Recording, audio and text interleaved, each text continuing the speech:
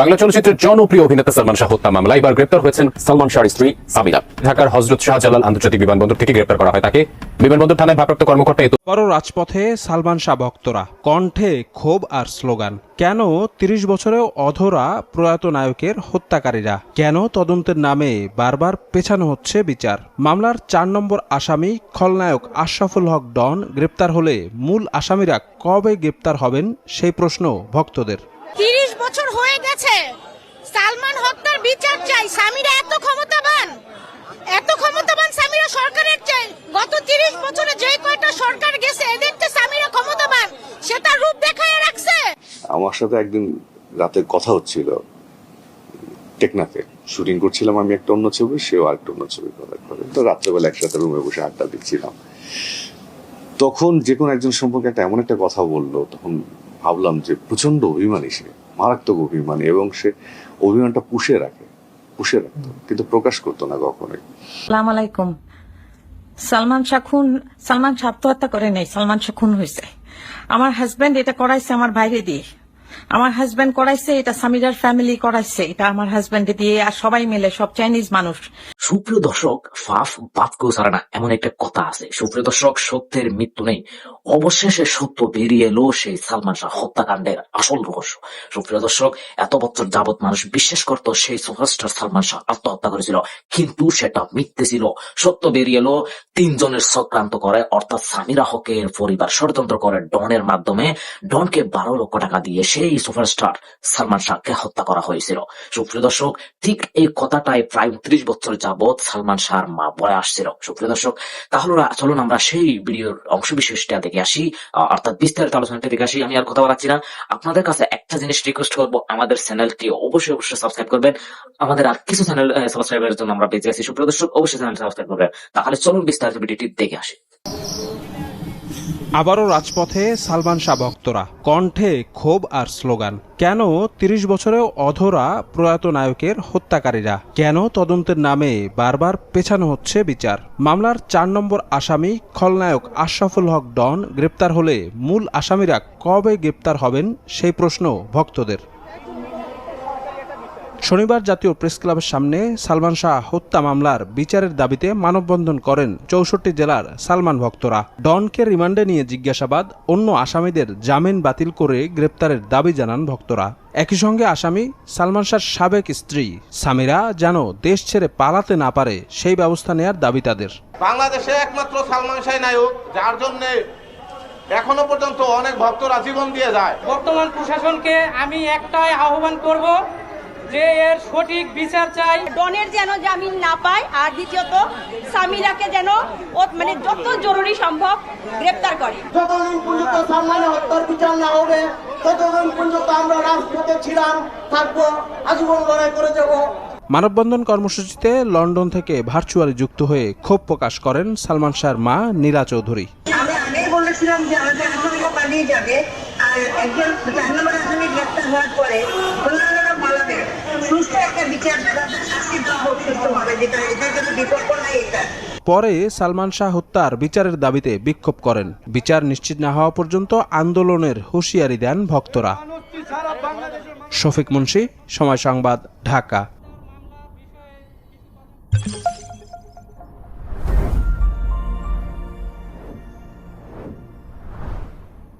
বছর হয়ে গেছে, সালমান হত্যার বিচার চাই। সামিরা এত ক্ষমতাবান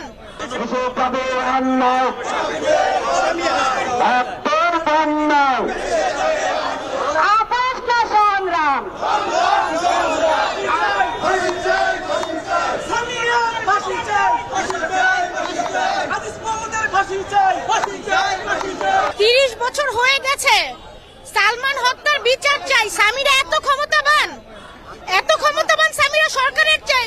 গত ৩০ বছরে যে কয়টা সরকার গেছে এদের তো সামিরা ক্ষমতাবান, সে তার রূপ দেখায় রাখছে।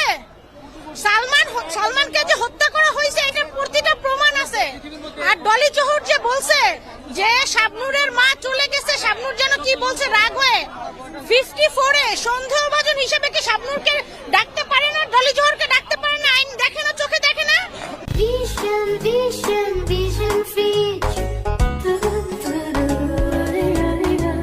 কাঠের চশমা পরে থাকলে আরো ৩০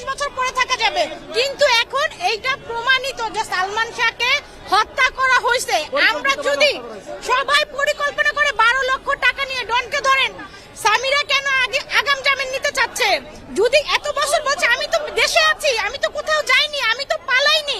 এখন পালানো কেন? এখন কেন আদালতে থেকে নেওয়া হচ্ছে বলেন? এখন কি জন্য জামিন নিতে চাচ্ছে? আমি চুরি করি নাই, আমি সামনে আসছি, আমি চুরি করি নাই, আমি প্রমাণ করে দিব আমি চুরি করি নাই। একটা স্বামী মারা গেলে, আমার স্বামী মারা গেলে আমি কবর দিতে না যাওয়া পারবো?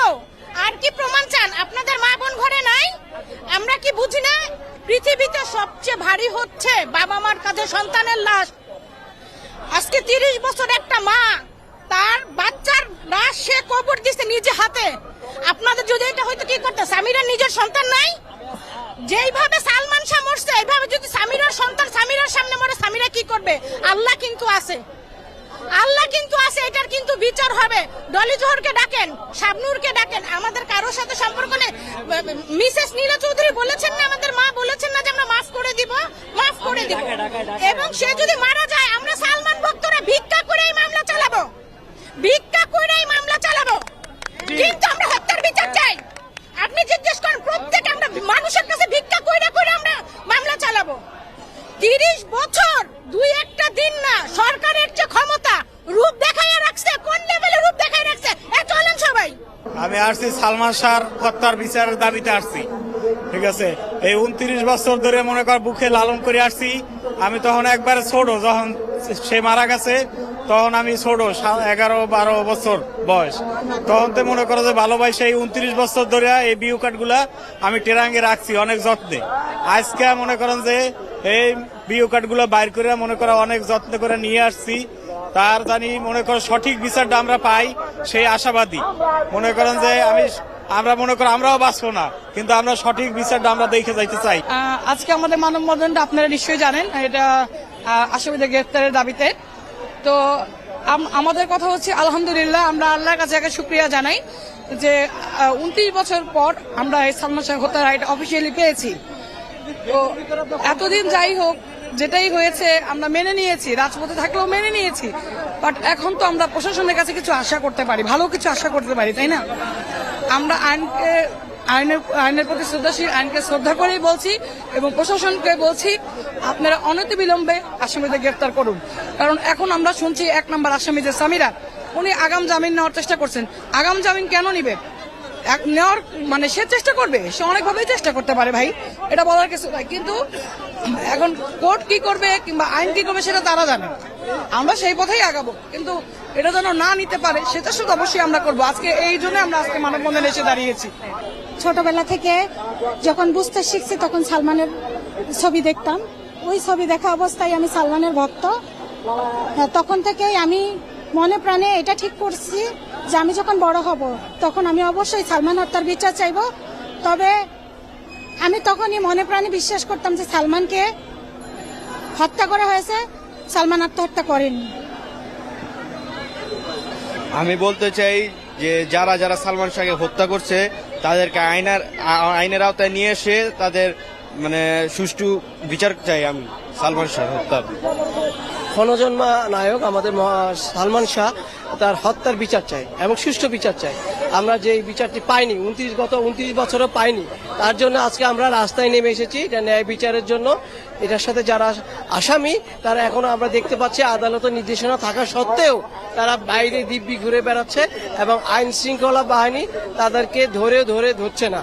আমরা চাচ্ছি যে অবিলম্বে তাদেরকে গ্রেপ্তার করা হোক এবং এর ন্যায় বিচার যেটা আমরা 29 বছরও পাইনি, আমরা যেন এবার সেই ন্যায় বিচার পাই, এটাই আমাদের সরকারের কাছে দাবি। এই হত্যার ন্যায় বিচারটার পিছনে আমি মনে করি যে এত ডিলে হওয়ার কারণ রাষ্ট্রীয় ব্যবস্থার দায় আছে এবং প্রশাসন ব্যবস্থারও কিছু ডিলে আছে, যার কারণে হয়তো আমরা এতদিন পর্যন্ত বিচার পাইনি।